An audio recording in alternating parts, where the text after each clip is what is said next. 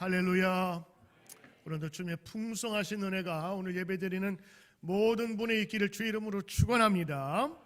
오늘 말씀 너도 이와 같이 하라 라는 제목으로 누가복음 10장에 있는 말씀을 통하여 은혜 받기를 사모합니다. 옛날 조선시대에 한양에서 수도였죠. 서울에서 지방으로 가려면 때로는 깊은 산을 넘어야 됐습니다. 그때마다 깊은 산을 넘기 위해서 사람들과 여객 상인들이 모여서 함께 출발했습니다. 혼자 가면 위험하기 때문이죠. 꽹과리를 치면서 소리를 내면서 지나갔는데 왜 그랬을까요? 첫째는 호랑이, 깊은 산 중에서 호랑이가 나온. 둘째는 강도들, 도적들이 있었기 때문에 여러 사람들이 혹은 돈을 주고 포졸들을 구해서 같이 갔습니다. 이 비슷한 일이 우리나라만이 아니라 이스라엘에서도 있었습니다. 예루살렘, 우리가 알고 있는 그 예루살렘, 그 성은 해발 800m입니다. 그러니 굉장히 높은 고지에 있는 도시지요. 얼마나 높으냐? 한국의 여러분 지리를 좀 아시면 정선, 영월, 평창 하여튼 스키 많이 타는데 그 동네가 다 예루살렘 같은 위치인데, 자, 그 높은 위치에서 여리고로 내려가는 길은 한 35km밖에 안 돼요. 그러니까 이렇게 평지가 아니라 아주 급경사예요. 한계령이나 미시령에서 양양이나 속초 넘어가는 그 꾸불꾸불한 길. 예전에 그랬으니까 얼마나 도적들이 숨기 쉬웠겠습니까? 1930년도까지, 그러니까 20세기 초까지도 위험한 동네였고, 그 길을 여전히 2000년 동안 붉은 피의 길이라 불렀습니다. 그러니 붉은 피의 길, 벌써 이미지가 오지요. 아, 피를 많이 흘린 곳이구나 라는 생각이 드는 겁니다. 자, 오늘 이 험한 산지에 사건이 발생했는데 그 이야기를 오늘 예수님께서 비유로 말씀하신 겁니다. 자, 오늘 이 이야기를 여러분이 여러 번 들으셨으니까 이 제목을 맞추시면 여러분 뭐라고 하겠습니까? 오늘 사마리아에서 이게 나오고, 무슨 사마리아 사람의 비유? 선한 사마리아 사람의 비유. 자동으로 나오죠. 맞아요. 사마리아 사람인데 선한 사마리아 사람의 비유라, 우리 이렇게 알고 있습니다. 자, 오늘 이 선한 사마리아 사람이 무엇을 했길래 예수님께서는 이 사람을 들어서 비유로 말씀하셨을까? 자, 젊었을 때, 어렸을 때 오늘 이것을 가지고 묵상해 본 분도 계시겠지만, 저는 조금 오늘 다른 생각에서, 다른 관점에서 한번 말씀을 좀 드릴까 하는데, 혹시라도 풀리지 않았다는 의심이 있었다면, 궁금증이 있었다면 오늘 말씀을 통해서 해결하길 바랍니다. 지난주에 제가 비유에 대한 말씀을 주셨더니 어느 권사님 오셔서 목사님 정말 은혜 많이 받았습니다 그러시더라고요. 왜 그러세요? 그랬더니 자기가 풀리지 않는 문제가 있었는데 그게 해결됐다는 거예요. 왜? 사실 중심에 있는, 그 비유의 중심에 있는 내용을 봐야 되는데 그 안에 들어가서 그 문제 속에서만 있다 보니까 이 문제가 안 풀린 거지. 달란트 비유잖아요. 왜 다른 사람은 1달란트, 5달란트, 2달란트 줬냐? 주인이 잘못됐다. 이거는 어떻게 경제적인 여러 가지 비유가 있을지 모르겠지만 그 중심은 주인이 다시 온다라는, 거기 포커스를 맞춰야 되거든요.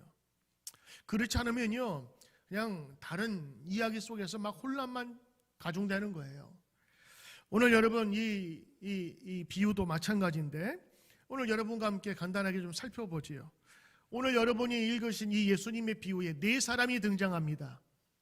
첫째, 누구죠? 강도 만난 사람입니다. 예수님 아니고 강도 만나 상처 입고 쓰러져 있는 어떤 사람입니다. 근데 여러분 보십시오. 제가 분석을 좀 해드립니다. 이 쓰러져 있는 강도 만난 사람은 굉장히 조심성 없는 사람입니다. 그리고 무모한 사람입니다. 그리고 지혜가 없는 사람입니다. 이 무서운 길을 어떻게 가야 돼요? 같이 가야 됩니다. 혹은 경찰들하고 같이 가야 되는 거예요. 근데 여기를 혼자 갔잖아요. 어떤 사람들이 아니고. 무모하죠. 거기 가면 안 돼요. 지나가더라도 조심스럽게 가야 되는 곳입니다.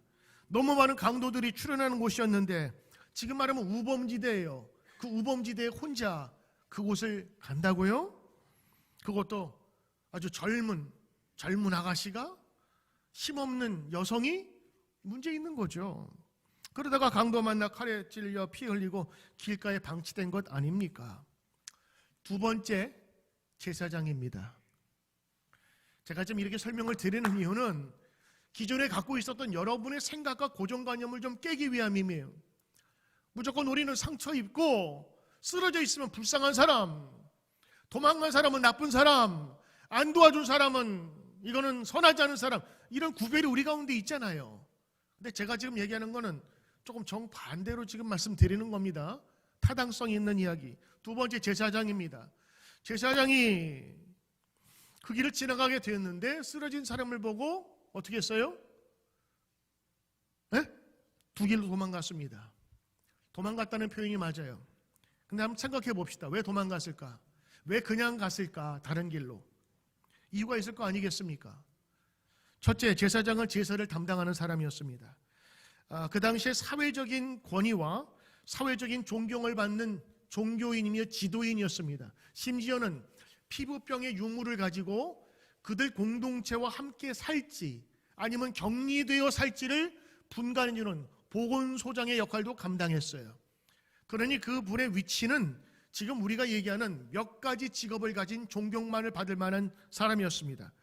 당시 예루살렘 지역에는 제사장들이 많았습니다. 그리고 24반열, 혹시 들어보셨죠? 반열. 24반열로 나누었어요. 그러니까 12 하면 12개월, 24 하면 반의 한 달의 절반이니까 2주입니다. 그래서 24반열씩 나누어서 1년에 2주씩 봉사를 했어요. 그러다 보니까 예루살렘에서 제사장으로 하다가 쉴 때는 예루살렘에서 가파른 여리고 지역을 내려와서 거기서 쉬었다 그래요. 오늘 그 길을 내려왔다 그러는 거 보니까 예루살렘에서 여리고로 내려오는 길에 만난 거예요.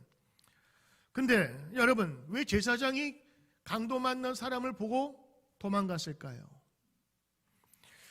여기에서 찾을 수 있습니다. 민수기 19장 11절에 의하면 시체를 만진 사람은, 종교인, 유대인들은 시체를 만진 사람은 7일 동안 부정했습니다. 부정했다고 하는 거는 정하지가 않은 거예요. 그래서 하나님 앞에 갈 수도 없는 겁니다. 일상적인 생활을 할 수 있으나 종교 예배에 참석할 수 없어요. 근데 제사장은 뭐 하는 사람이에요?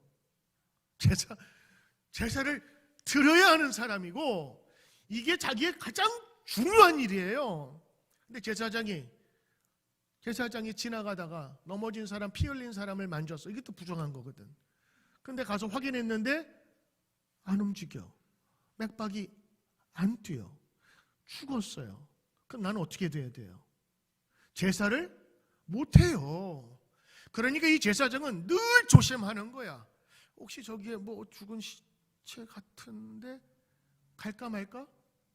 안 가지요. 아니, 못 가지요. 내가 맡은 책무 때문에.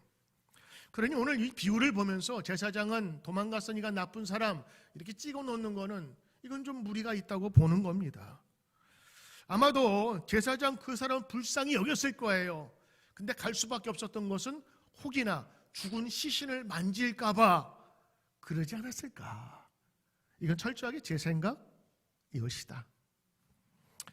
시체를 만졌다면 자동적으로 성전에서 봉사하는 일로부터 멀어져서, 아니 격리가 되는 거지. 올 수가 없는 거야. 모른 체하고 할 수 있지만 하나님이 받으시는 예배인데 그걸 어떻게 할 수가 있어요. 그래서 안 간 거라 생각돼요. 정말로 그렇게 본다면 제사장은 잘못 없어요. 그는 제사장으로서의 책무를 다한 겁니다. 세 번째 사람이 등장합니다. 레위 사람입니다. 레위 사람, 유대인이죠. 유대인 중에 정통적인 유대인을 얘기하는 거예요. 이 사람은 율법을 잘 지키며 많은 것을 암송하고 있다는 말입니다. 레위 사람도 제사장과 별다른 거 없는데 불쌍한 사람을 보고 돕지 않고 피해서 갔어요. 접촉하지 않았다는 거죠. 한번 여러분 보세요. 핑계랄지 모르겠지만 한 변론을 좀 드리겠습니다. 왜 도망갔을까? 일반적으로 이 깊은 산 중에서 사람들을 유혹할 미끼가 필요했는데 산적이 이렇게 가짜 피를 뿌리고 이렇게 하고 있으면 지나가던 사람이 불쌍해 하면서 가서 딱 도와주려고 하면 산적들이 숨어 있다가 확 나온다. 그런 얘기가 어디 성경에. 근데 우리 주변에도 많아요, 여러분. 제가 본 영상 중에 아시아 여성이나 노약자들이 맨하탄에서 웬 사람의 공격을 받는 영상 본 적이 있어요, 없어요? 있어요. 뉴스에 보면 몇 번 나와요. 그것을 보면 사람들이 뭐라 그래요? 맨하탄 가지 마. 거기 아시안 여자가 가면 큰일 나.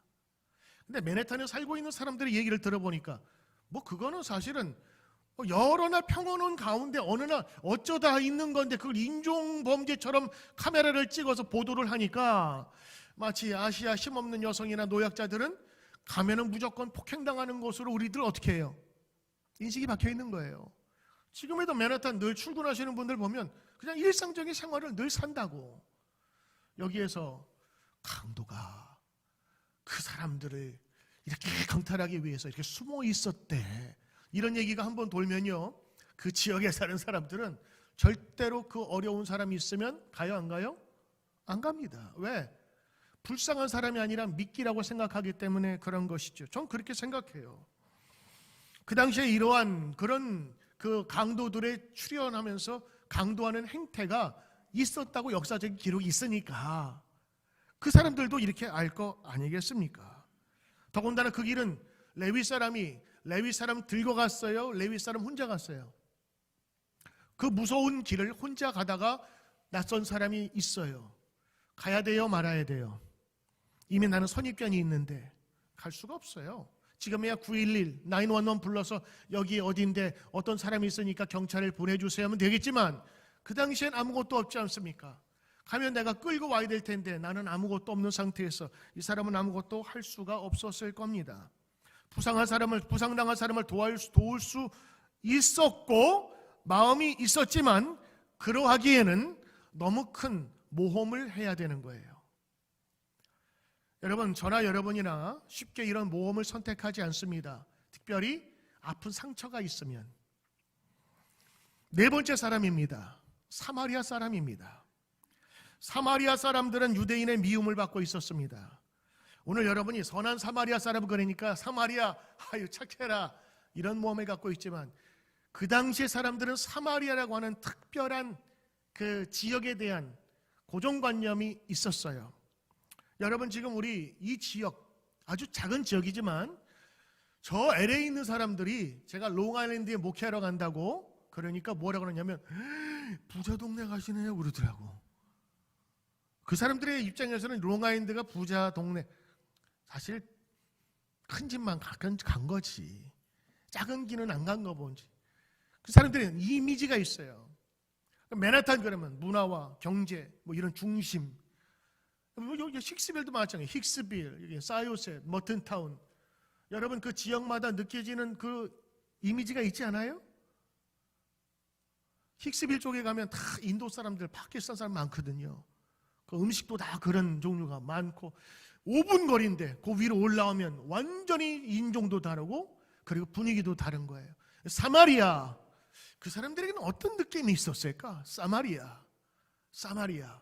우리는 잘 몰라요. 그런데 이 유대인들하고 사마리아 지역에 있는 사람하고 굉장히 안 좋았어, 사이가.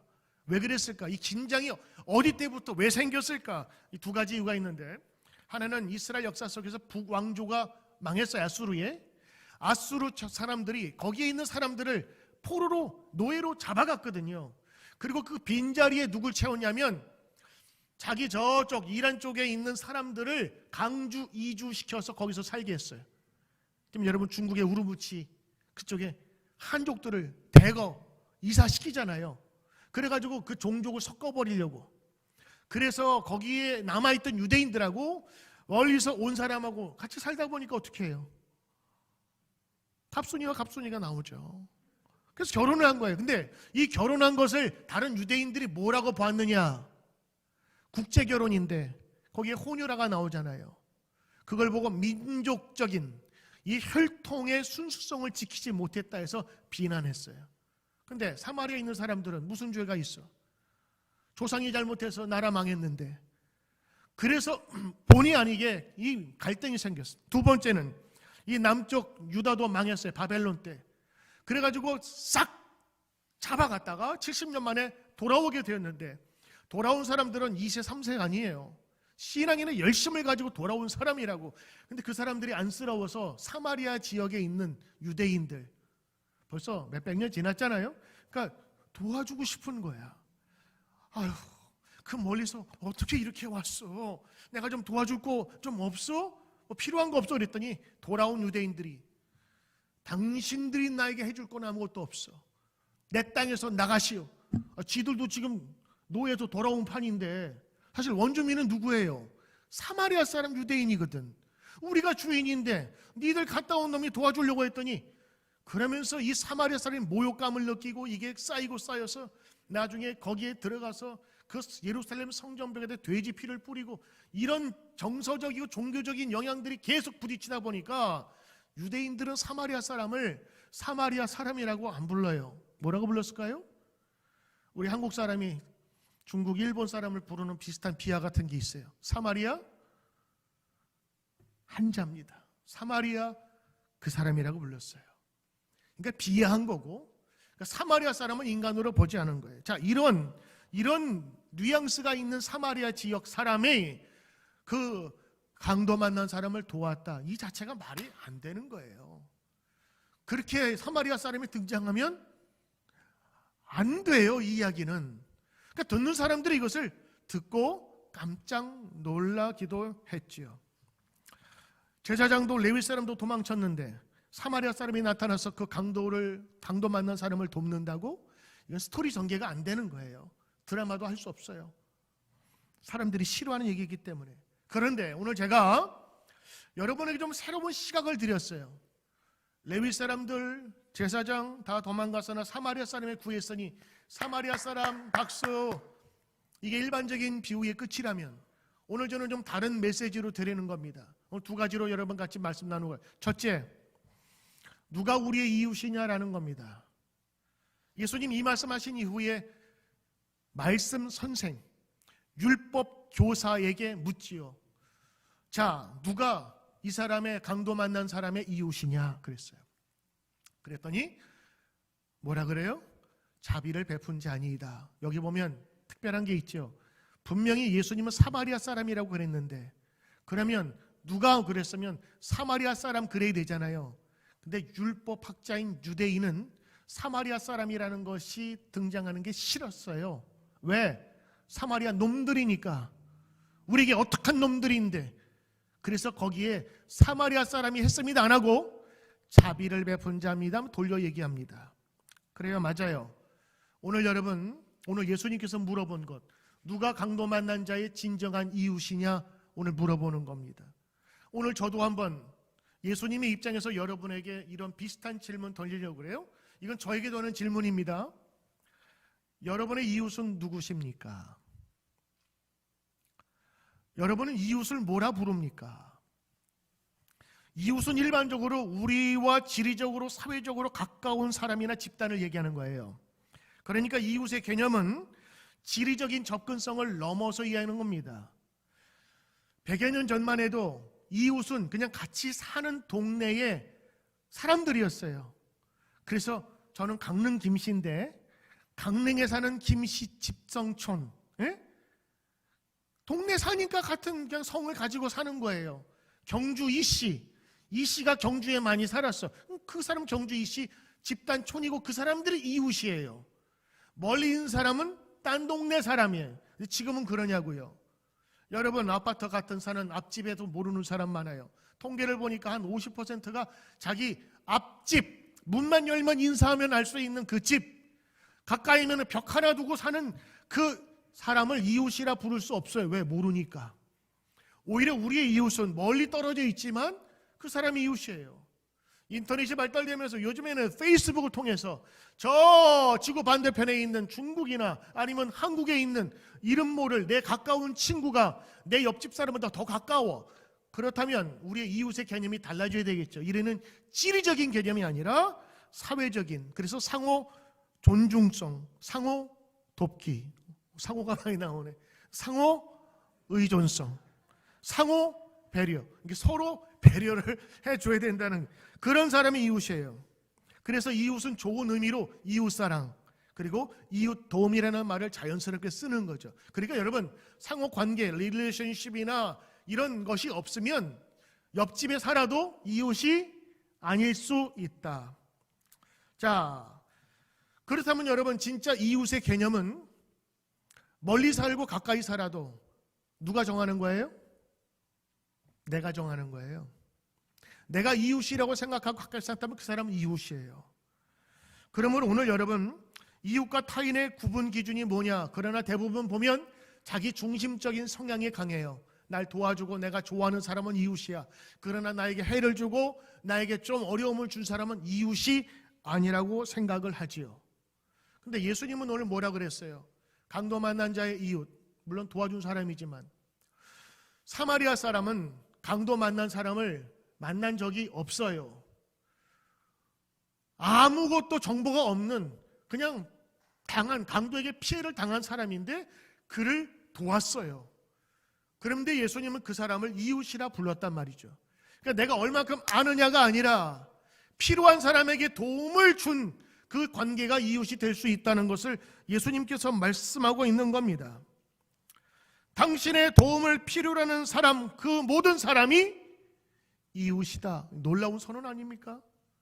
나는 내가 알고 있는 친한 사람만 이웃인 줄 알았는데 주님은 나의 도움을 필요로 하는 모든 자가 이웃이다. 이 대답은 유대인에게 놀라운 거였습니다. 여러분도 안 놀라시지만 그 당시 사람들은 놀랐어요. 왜냐? 유대인 같은 사람에게는요, 같은 유대인에 대한 무한 연대의 책임이 있습니다. 특별히 가족에게 대해서는 더했어요. 여러분, 룻기에 보면 룻이 자기를 도와줄 그 친척의 한 명을 찾죠. 누구죠? 보아스. 왜? 나의 아픔을 대신 갚아줄 친척이기 때문에. 그러니까 가족과 친척은요, 이건 법이에요. 무조건 해줘야 되는 거예요. 그리고 유대인들도 마찬가지였어요. 그런데 정말 심각하게도 이방인은 책임이 없었어요. 책임이 없다고 율법에 나와 있었으니까. 예를 들면 이런 겁니다. 안식일에 일하면 돼요? 안 돼요? 안 됩니다. 안 되는 거예요. 그런데 어쩔 수 없이 지나가는 길에 어디 있었는데 그 당시에 이제 돌이 많으니까 벽이 무너졌어요. 사람이 깔렸습니다. 자, 안식일에 저 돌을 움직여야 돼요? 안 움직여야 돼요? 움직이면 안식일 법을 어긴 거고 지나가면 사람이 죽으니까 이거 어떻게 해야 되겠어요? 집에서는 몰래 하는데 나가서 아니 내가 구해줬는데 그 사람이 안식일에 나를 구해줬어 하면 나는 율법을 어긴 자가 되는 거야. 구해줄 수도 없고 안 해줄 수도 없고. 그래서 어떻게 하느냐? 이렇게 하라고 율법은 가르쳐요. 우선 그 사람이 숨 쉴 수 있을 만큼 이제 흙을 건져내는 거야. 그래서 거기에 있는 사람이 유대인이면 구해주고 이방인이면 그냥 가도 돼. 그런 법이 어디 있어요? 있었다니까요. 율법이라는 이유로, 자기 법을 지킨다는 이유로 사람의 생명을 구하지 아니했던 때가 있었다니까요. 그러니 예수님이 이 사마리아 사람을 등장시켜서 죽어가는 그 사람을 구해준다고 했을 때 이야기가 안 되는 거야. 이건 율법적으로도 맞지도 않고 법률 해석이 안 되는 거라. 철저한 노예제도였고 철저한 신분사회였던 2000년 전의 일로 보면 사실은 그럴만한 거죠. 여러분, 오늘 이 비유를 통해서 우리 자신을 돌아보는 겁니다. 나의 진정한 이웃은 누구인가 하는 겁니다. 내가 좋아하는 사람, 내가 원하는 사람이 이웃이 아니라 나의 도움을 필요로 하는 사람이 이웃이다라고 하는 거예요. 예수님 얘기하죠. 그러면 이 이웃이 누구냐? 자비를 베푼 사람입니다. 그랬더니 예수님 뭐라고 말씀하시죠? 그래, 너도 가서 그렇게 하라. 너도 가서 그렇게 해. 제사장 왜 못했어? 자기 일 열심히 하려고. 나쁜 거 아니지. 레위 왜 못했어? 도둑 더 강도 맞을까 봐. 나쁜 것 아니지. 그런데 진정한 이웃은 누구냐? 그 아픔에 동참하여 자비를 베푼 사람이 그 이웃이다라고. 그러므로 오늘 말씀을 보면서 내가 여러 가지 아픔과 도움의 손길을 듣고도 지나쳤다면 오늘 다시 한번 우리의 뇌를 브레인 와시 해야 되는 거예요. 깨끗하게. 제가 경험 하나 얘기 드릴까요? 참 부끄러운 고백입니다. 한 몇 년 됐나? 날짜는 기록할 수 없어요. 우리 가족하고 여행을 갔어요. 우리 동기 목사님들하고. 그래서 숙소에서 머물고 밤에 뭐가 필요해서 세븐일레븐에 가서 한 5분 찾아가서 거기에서 뭐 필요한 것을 사가지고 돌아오는 길이었어요. 근데 거기 돌아오는 길에 한 60대의 백발의 백인 노인 여자가 걸어가고 있대. 노인은 아니었어요. 아줌마 정도 되는 분 가고 있어요. 밤길에 위험하잖아요. 그 동네 사는 분 같아서 제가 차문을 열고 물어봤어요. 어디 가세요? 집이 저쪽이래. 그 뭐가 필요하세요? 태워달래. 그래서 태웠어요. 태우면 돼요, 안 돼요? 여잔데, 야밤인데. 근데 저는 목사니까 어려운 사람 돕고자 태웠어요. 그리고 집에 데려다주고 내리세요. 그랬더니 이 여자가 안 내리는 거예요. 그러면서 크라이 하면서 울어요. 어떻게 되지? 왜 그러지? 내리세요. 그랬더니 안 내린대. 자기 폴리스에 고발하겠대. 내가 납치범이 될 수 있잖아요. 그때 나는 영어도 잘 못해서 I'm not suspect라는 단어도 안 나왔던 때 내가 무슨 용의자가 뭔지 모르고 갑자기 큰일 나겠다 해서 난감하네 띵. 이야. 그래서 어떡하냐면 막 돈을 꺼내가지고 20불 주고 40불 주고 그래서 내리게 해서 갔어요. 제가 이제 그때부터 지혜를 얻는 거죠. 야밤에 외로운 여인이라 할지라도 할머니라 할지라도 도움을 주어서는 안 된다라는 게 새겨졌어요. 저는 몰랐어요. 근데 이게 그때 충격이 좀 컸었나 봐요. 왜? 그 짧은 기간에 내가 인신매매이 될 수도 있고 성범죄도 될 수 있는 그런 상황을 하지간 모면했는데 그 여자는 으악 막 우는 그 공포스러운 분위기. 그게 너한테 너무 충격이어서 이제는 웬만한 도움이 손길이 오면 나는 안 한다. 말려들지 않는다라는 생각이 속에 있었던 것 같아요. 난 몰랐어요. 그래서 웬만한 사람들이 어떻게 뭐 선교지에서 요청이 오거나 그러면 다 어려운 도움을 요청하는 거잖아요. 처음엔 그게 안 되더라고. 그 마음이 동화가 안 돼. 왜? 괜히 얽혀들었다가 또 더 달라고 얘기할까 봐. 괜히 도와줬다가 이거 뭐 엉킬까 봐. 그때부터 제가 한 5, 7년을 남의 관심에 대해서 무관심하듯이 살은 것 같아요. 근데 제가 얼마 전에 나도 모르는 사이 난 원래 이런 사람이 아닌데 왜 그랬을까? 이게 크리스찬의 모습이 아닌데 왜 그래? 생각해 보니까 그때 그 경험이 나로 하여금 외부의 모든 그 도움의 손길들을 그냥 딱 칼로 무자르듯이 잘라라라는 그런 내적인 그 소리가 계속 들렸던 거예요. 그러니까 남의 도움에 대해서 공감하고 이런 게 없었어요. 왜? 그냥 일절 잘라야지라는 생각에. 제가 오늘 말씀을 보니까 제가 제사장과 레위 사람 같았어요. 핑계 댈 게 많지요. 나는 내일 해야 하니까, 나는 바쁘니까, 그리고 나 같은 경우, 그리고 저 같은 경우도 많더라고요. 남을 선하게 도와줬는데 뒤통수 맞았어. 내가 정말 좋아하는 선배, 그래서 돈 빌려줬는데 사기 맞았어. 이런 거 너무 많거든요. 근데 이런 것이 한번 경험이 되고 쌓이면요, 그 다음부터는 이 마음이 굳어지게 되더라고요. 여러분이 오늘 이 말씀을 들으면서 혹시라도 아는 사람에게 사기를 당했다거나 아니면 선한 의도로 대접을 했는데 여러분이 뒤통수 맞았다, 그리고 정말 아픈 기억이 있다면 여러분 조심해서 해야 돼요. 그 야밤에 여자 태우면 안 되는 거야. 전화를 걸어주는 거, 여기에 누가 있으니 데려오십시오 하거나 다른 사람이 있을 때 도와주는 것이지 나 혼자 있을 때 덥석하면 안 돼요. 성경에 보니까 지나가는 개 귀를 잡지 말라 그랬어요. 지나가는 뱀의 꼬리를 잡지 말라 그랬어. 거기 물리니까. 그래서 내가 남 돕는 것도 지혜롭게 해야 되겠다. 괜히 오해받을 짓은 하지 말아야 돼. 그러나 그 사람의 아픔을 그냥 지나쳐서는 안 되겠다. 왜냐하면 내가 한번 그렇게 지나치고 나니까 내 앞에 모든 관계가 그렇게 되더라고요. 저는 그래서 도움을 요청하는 사람이 있으면 돕고 싶어요. 그분이 오지 말라고 해도 돕고 싶어요. 왜? 그게 예수님의 비유 속에 나타난 선한 사마리아 사람의 적절한 얘기 때문에 그런 거예요. 선교지에서 수많은 사람의 요청이 와요. 안타까워요. 우리 교회가 선교 기금이 더 많았으면 오시는 분들 다 대접하고 지원했을 텐데 우리 자원은 한정돼 있으니까 선정될 수밖에 없거든요. 그러다 보니까 많은 요청이 오는데 정말 죄송해요. 근데 옛날에는 그게 안 죄송했어요. 그냥 오면 아니 우리 안 돼. 우리 하는 게 있어. 이런 식이었어요. 근데 어느 순간 여전히 못해요. 근데 내 마음이 달라졌어요. 그분들의 안타까운 마음이 여기 전달이 되고 선교사님 오랜만에 오시면 어떻게 하든지 한 번 더 대접하고 싶고 그래서 여기서 희망과 그리고 그 많은 대접을 받으면서 좀 자부심을 가지고 돌아갔으면 좋겠다라는 마음이 있었는데 와보니까 그게 되더라고요.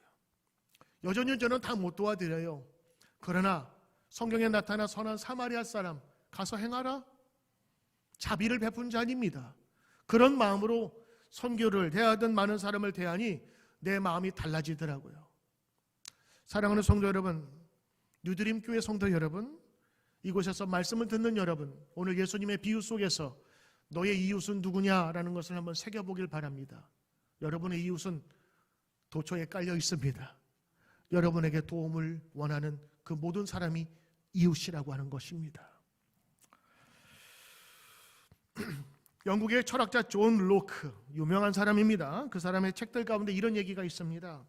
사회봉사에 일생을 바친 사람이 이 존 로크와 대화하는 장면이 책에 적혀 있는 거예요. 사회사업가가 이렇게 얘기합니다. 당신이 고난을 당하고 있는 사람을 보고 당신의 아주 세련된 감성이 충격을 받아서 정말 불쌍하구나, 가련한 사람이구나 라고 말하면서 지나가 버리면서 당신은 그를 동정했다고 생각한다. 그러나 그것은 동정한 것이 아니다. 당신이 생각하는 것처럼 동정은 수동적인 것이 아니다. 바람에 스쳐 지나가고 그리고 물에 흘려보내는 것이 아니다. 당신이 참으로 어떤 사람을 동정하고 있다면 그를 미친 듯이 도와주어야 한다. 당신이 감상의 눈물만 흘리는 것으로 충분치 않다. 당신은 손을 펴서 그를 도와주어야 한다. 그러면서 이런 얘기를 했어요. 감상적인 차원에서 머물러 있는 동정은 실제로 죄다. 왜냐하면 고상한 감정을 가지고 그것을 실제로 행동으로 옮기기 위해서 아무것도 하지 않은 것은 죄다. 아니 동정하고 아무것도 하는 게 왜 죄입니까? 할지 몰라도 적어도 동정에 대해서 남을 돕는 것이 하나님의 뜻이라고 생각한다면 죄일 수도 있다고 하는 것이죠. 자, 이제 두 번째입니다. 여러분, 현실적인 묵상 가운데 나오는 얘기예요. 둘째, 어리석은 자라도 도우라. 따라합시다. 어리석은 자라도 도우라. 실제로 혼자서 여리고에 내려가는 사람은 어리석은 자입니까? 지혜로운 자입니까? 이건 어리석고 무모한 자입니다. 왜 쓸데없이 혼자 거기를 가? 왜 혼자 가냐고? 내가 가지 말랬잖아. 내가 몇 번이나 얘기했어. 결국 그렇게 되더니 잘 됐다, 꼴 좋다. 근데 예수님은 그 사람을 어떻게 해요? 선한 사람을 통해서 돕잖아요. 그러니까 우리가 모르는 이런 이야기들을 보시면 선한 사마리아 사람은 도움은 안 돼. 이야기 속에서. 왜? 나쁜 놈들이니까. 그리고 거기에 나오는 도움을 받는 이 강도 만난 사람은 도움은 안 돼. 지 잘못이지 왜?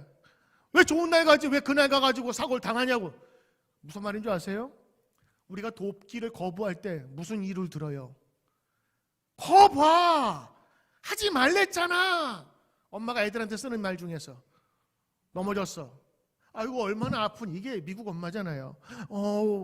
sorry. 한국 엄마들은 거봐! 왜 달려가? 그것 봐, 왜 밤에 가니? 왜 내려가니? 왜 거기? 응? 여러분 볼 거 없어요. 다 여러분의 얘기니까. 그럴 줄 알았다가 그러면 안 도와주는 거예요. 간단한 예를 들어볼게요. 제가 우리 맨하탄에 우리 형준사님 가끔가다 데려다 주면 한 저녁 5시 간단 말이에요. 그럼 거기 맨하탄 가까이 가면요, 쓸데없이 나타나서 내 헤드라이트를 닦아주는 분이 계세요.